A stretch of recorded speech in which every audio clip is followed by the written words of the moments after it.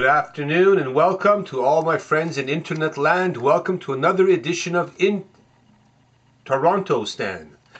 I have here a brochure which I got on the corner of Yonge and Dundas called What Does Islam Have to Say About Terrorism? Now, what does Islam have to say about terrorism? Well, they cite a passage or a verse in the Koran, 532. And this verse reads, if anyone slew a person, unless it be for murder or for spreading mischief in the land, it would be as if he slew a whole people, and if he saved a life, it would be as if he saved the life of a whole people. Now, that brings us to ask, who decides? Well, according to Islam, if you spread mischief, you can be murdered or killed.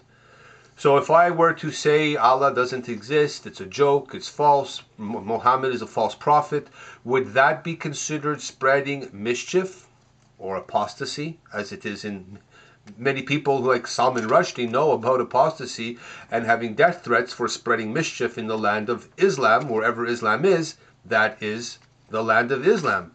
So I guess in Canada here we are subject to some of these verses which say do not spread mischief in the land. Now, apparently this verse is to explain what Islam means or what they say about terrorism. So what's interesting to note here is that this is a single passage. And whenever I have spoken to a Muslim, an Islamist, some sort of a imam of sorts, and I say, but in the Quran there are many verses that speak specifically to beheading and killing and amputating and cutting off fingertips.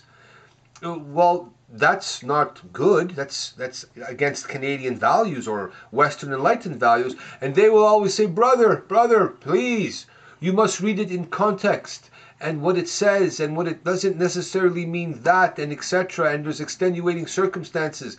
And there are many reasons why we must not really read too much into cut off their heads and amputate the people, as is written in this book.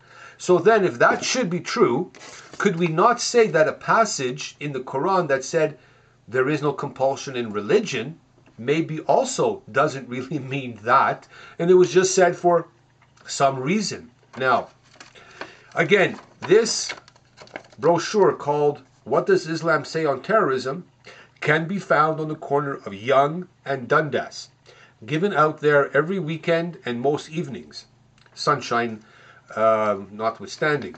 Now, pick up this brochure, read it, and see how some of the language inside here is a little wishy-washy in terms of there are times when, of course, it is okay to murder others who do not believe in what you say. So, when in this book it says, cast terror into the hearts of the unbeliever, could we say that maybe terror really is terrorism? And Islam, in effect, does sponsor and condone terrorism, and actually Islam is a terrorist ideology.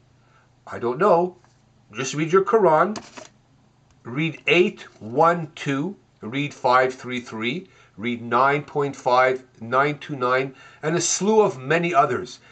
For more information, go to Brazau.com, and there are many links which will bring you to many sites. And on that note, cheerio, good day.